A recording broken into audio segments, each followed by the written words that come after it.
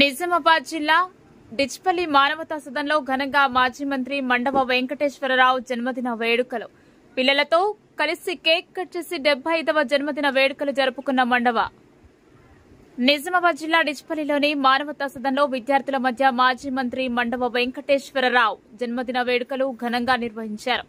విద్యార్థులు రాఖీ పండుగ సందర్భంగా రాఖీలు కట్టారు, శాలువాతో సన్మానించారు. అనంతరం విద్యార్థులు కేక్ కట్ చేసి మండవ వెంకటేశ్వరరావుకు జన్మదిన శుభాకాంక్షలు తెలియజేశారు.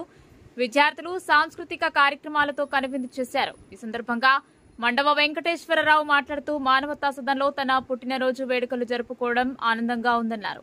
మానవతా సదన్లో చదివి విద్యార్థులు సమాజంలో గొప్పగా రాణించాలని, బాగా చదివి ఉన్నత స్థాయిలో ఎదగాలని తన పూర్తి సహాయ సహకారాలు అందిస్తానని విద్యార్థులకు తెలిపారు. ఈ కార్యక్రమంలో ఐడీసీఎంఎస్ చైర్మన్ తారాచంద్ నాయక్, ఎన్ఎస్యూఐ జిల్లా నాయకులు పుప్పాల రవి, జిల్లా నాయకులు Hazar Kishan Rao, B Govardhan, Bhagirathi Bagareddy, Bobbili Narsaiah, Manavata Sadan caretaker Ramesh, Chitikela Chinnareddy, Maidam Raju, Tottala Srisailam తదితరులు పాల్గొన్నారు.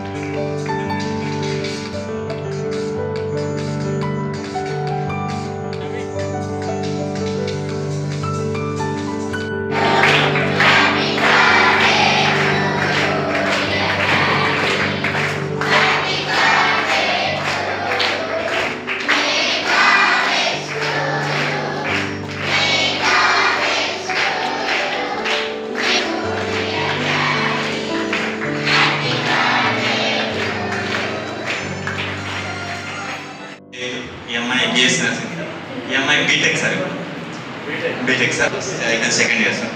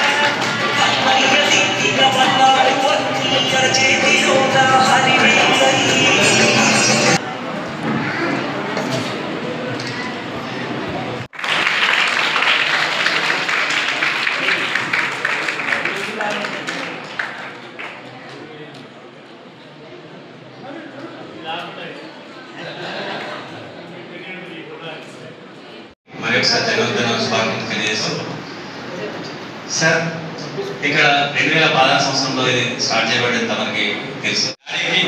సాంఘిక జన్మదిన సందర్భంగా ఒక పాట అంకితం చేయబోతున్నాను సార్.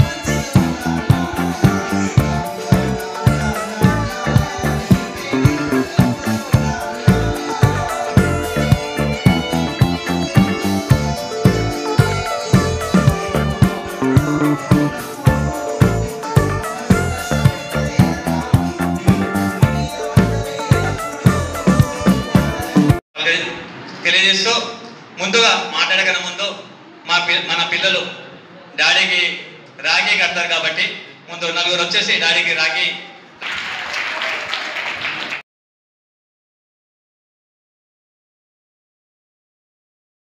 నాన్న నాన్న అని మీరు చక్కటి పాటను వినిపించడం, మరి మీ అందరి మధ్యలో గౌరవనీయులు మాజీ మంత్రివర్యులు మాండవ వెంకటేశ్వరరావు సార్ గారి పుట్టినరోజు. మరి వారు 30 సంవత్సరాలు ఈ డిచ్పల్లి గడ్డ మీద నీతికి నిజాయితీకి వారు పేరుగా మరి ఇవాళ ఎన్నో సేవలు చేసి మరి ఇవాళ మీరు నాన్న నాన్న అని పాట పాడుతుంటే కళ్ళు తరుక్కుమన్నాయి. మరి ఆనాడు 96లో 1996లో గన్నారం గ్రామంలో బాల కార్మిక పాఠశాలను మరి సార్ ఆధ్వర్యంలో దానికి నిర్వహణ నేను చేయడం జరిగింది.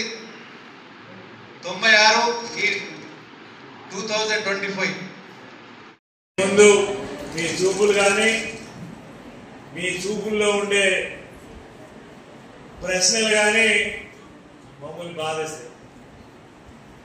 సమాజంలో బాధ్యత కలిగిన వాళ్ళ మీద కొంత ప్రశ్నార్థకంగా ఉంటాయి. ఏదేమైనా మిమ్మల్ని గుర్తించి ఎన్నో సంవత్సరాలు ఆదరణ లేక ఎంతో మంది చేత అన్ని రకాల సమాజంలో ఉన్న వాళ్ళ చేత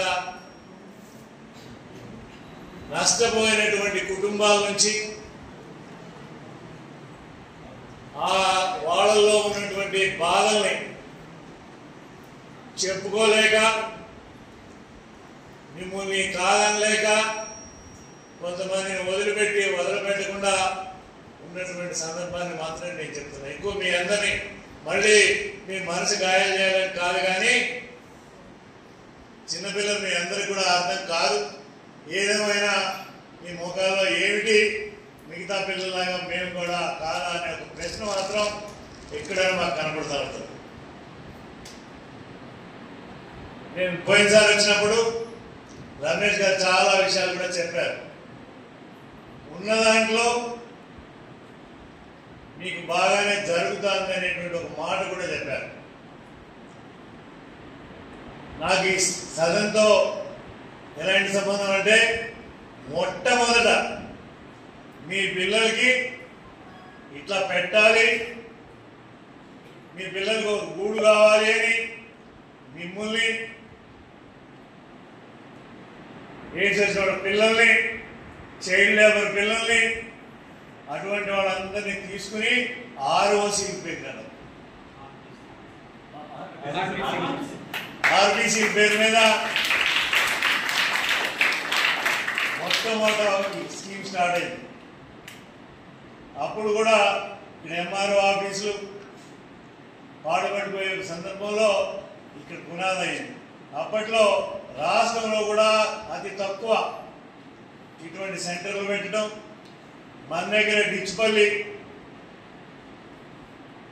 లెప్రసీ క్యాంపులు ఉన్న దగ్గర,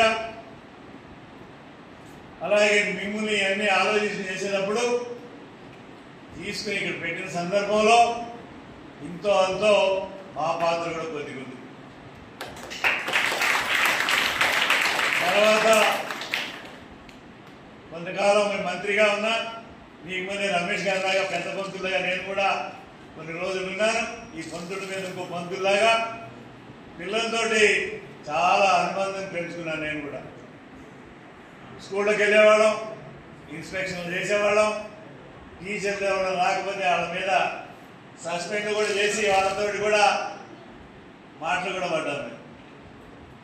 ఎందుకంటే పిల్లలకి పాపం చదువుకునే వాళ్ళకి ఈ రాజకీయాలతోటో ఉద్యోగం చేసే వాళ్ళతోటో నాయకులతో ఇబ్బంది జరగకూడదని నమ్ముకునే వ్యక్తిగా కొంత కఠినంగా ఉండేవాడు. అటువంటి తర్వాత మేము ఎమ్మెల్యేలు అయిపోవడం, మళ్ళీ ఎమ్మెల్యే అయినా మధ్యలో గ్యాప్ వచ్చి ప్రభుత్వాల్లో లేకపోవడం, కొంత డిస్టెన్స్ అయినాం. ఏమైనా పోయినసారి వచ్చినప్పుడు చాలాసేపు మీతో కూర్చున్నప్పుడు ఏంటంటే ఏమీ అడగల, కానీ ఇద్దరు ముగ్గురు పిల్లల్ని తల్లిదండ్రులు అడిగితే సార్ మాకు అన్ని ఆన్లైన్ క్లాసులు అవుతున్నాయి, మాకు 2 ఏమో వచ్చినాయి, ఇంకో 1 2 ఫోన్లు కావాలని అడిగినారు. సరే ఏర్పాటు చేసే టైంకి